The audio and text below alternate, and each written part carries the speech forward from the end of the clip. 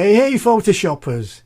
Welcome to a new video on learning Photoshop.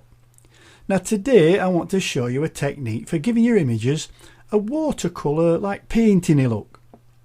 Now it'll not work for all images. You do need an image that's got a strong focal point, maybe some shadows and a little bit of background. That said, I have tried it out on several different images and most of the time I do get a very pleasing result. So let's get down to it. Now there is a printed tutorial to accompany this video and I've written an action to automate the process. Now both are available as downloads from my website. The links you can find underneath the video. Now step 1, we need to resize this image. Now the filter effects that we're going to use are all image size dependent. Now that means that the settings you use on a small image, they'll not transfer to work the same with a larger image. Now the size of the images I'm going to be using is 1000 pixels on the long edge. Now you could use larger files if you want, but you'll just have to adjust the filter settings up or down to get the same effect. Okay, so let's do that thing. So I'm going to go up to the image and I'm going to go to image size. Now this is a portrait image, so I want the height to be a maximum of 1000 pixels. And I'm going to click OK. And then I'll just Control and plus just to zoom in a little bit so we can see that smaller image. Okay, step 2. Now we're going to make a sketch layer. Now as most artists do, they'll start with a sketch. Now we're going to create a copy of the background layer. Now for this we can use a very good little keyboard shortcut called Ctrl and J, and this will create us a new layer. Now we're going to rename this photocopy.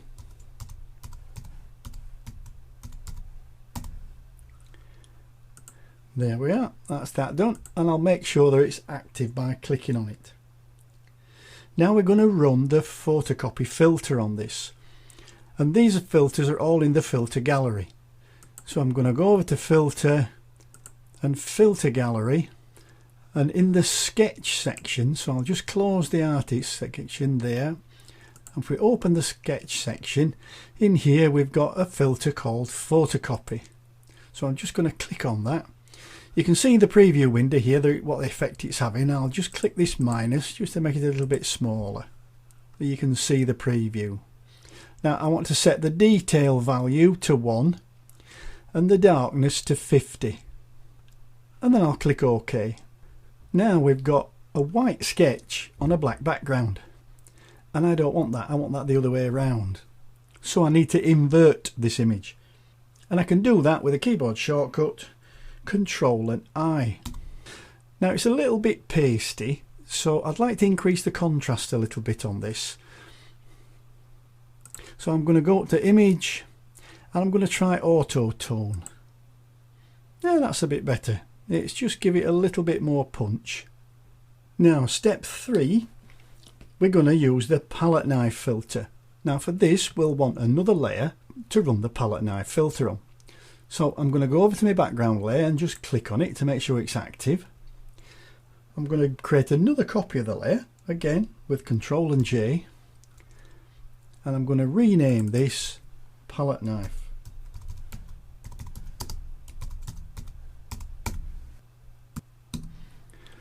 Now the palette knife filter that we're going to run, this is going to break the images up into a big splodge of colours.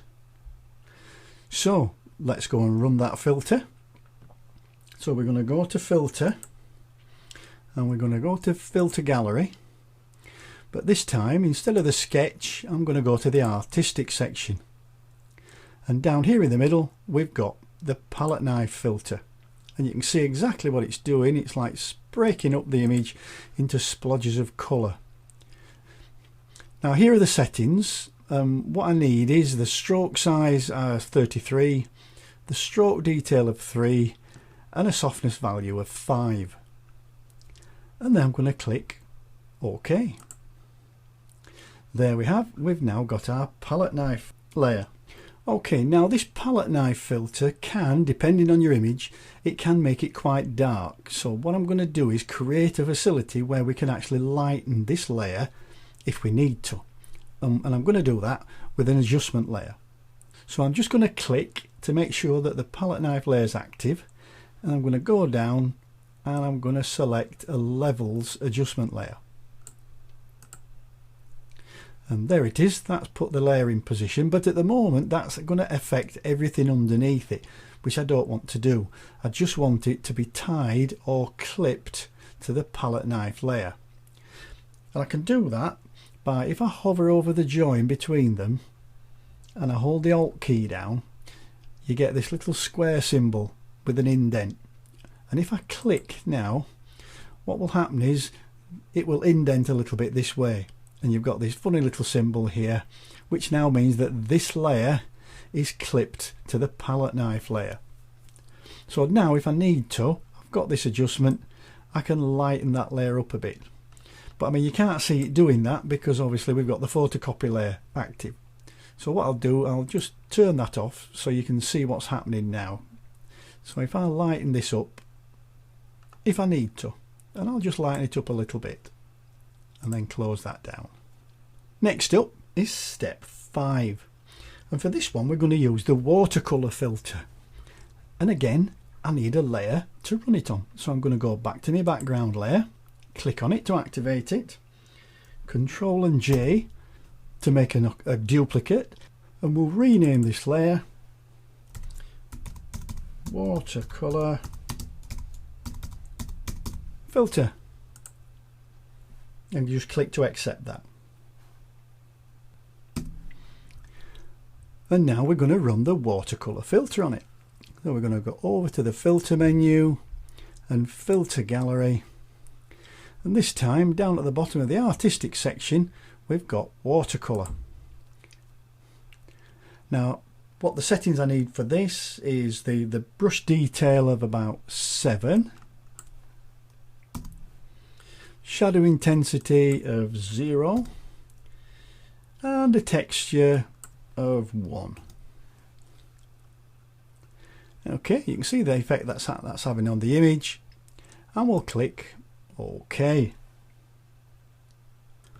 Okay, now we're going to drag the watercolour filter layer and I'm going to put it above the palette knife and its adjustment layer, and then I'm going to switch off its visibility so we can see what's going off underneath. Now we're going to add a little darker shadow detail with another watercolour filter, but this time with different settings. So as before, I'm going to click on the background, I'm going to Control and J to create another copy, and then I'm going to rename this Watercolour 2. And now I'm going to run the watercolour filter on it again. So I'm going to go to Filter and Filter Gallery and Watercolour, but this time I'm going to use different settings. For the brush detail I'm going to select 3. For the shadow intensity I'm going to select a 1, and for the texture I'm going to select a 3, and then I'm going to click OK. Now I want to drag this second watercolour filter layer and drag it in between the photocopy and the first watercolour one, and then I'm just going to turn that off so the top 3 layers have now not visible. Okay, that looks cool. What we're going to do now is start to do some blending of all these layers that we've made. We'll start with a palette knife layer, and for that I'm going to go up and I'm going to select the light and blend mode to let some of those lighter tones through. Now I'm going to start with a watercolour layer, so I'm going to click on that to make the visible and click to make it active, and then we're going to go up to the blend modes again, but this time we'll do screen, and that's lightened it up and let some of that underlying colour through. We'll now do the same with the watercolour 2 layer. I'm going to click the visibility eye to make it visible and click on it to actually activate the layer.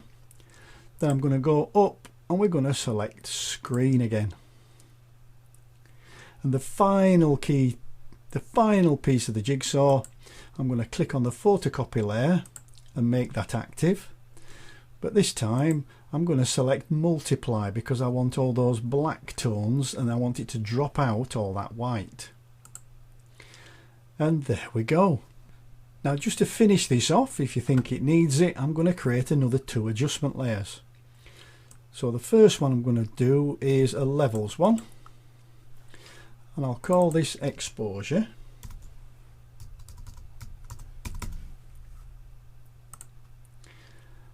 And then I'll create another one, and I'll have this as a hue saturation, and I'll rename this and call it colour.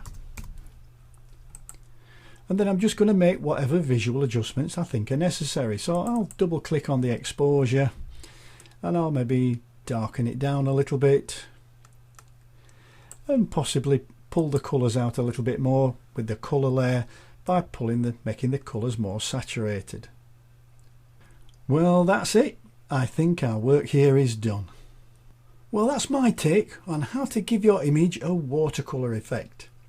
Now I've made an action for you so you can experiment with all the settings of all the filters and get a bit creative. So let's see how that works.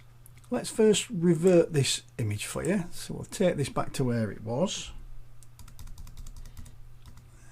There we go. And now I'm going to go into my actions panel, and in my actions panel I've got one called Painterly Effect, which I've put on the website so you can download and install it. So I just need to open the Painterly Effect action set, and there's only one action in it, which is this Painterly Effect action.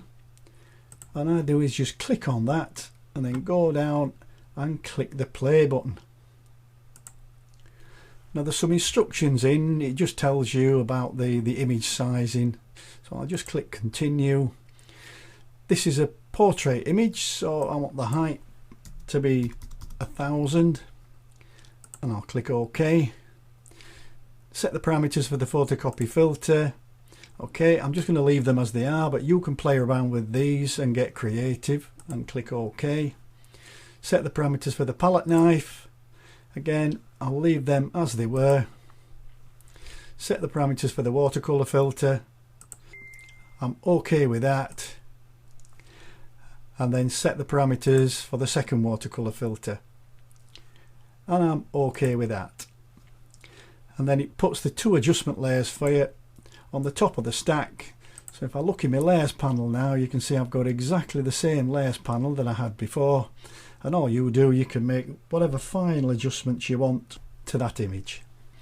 So I hope that was useful. If it was, please give me a thumbs up, or better still, leave me a comment.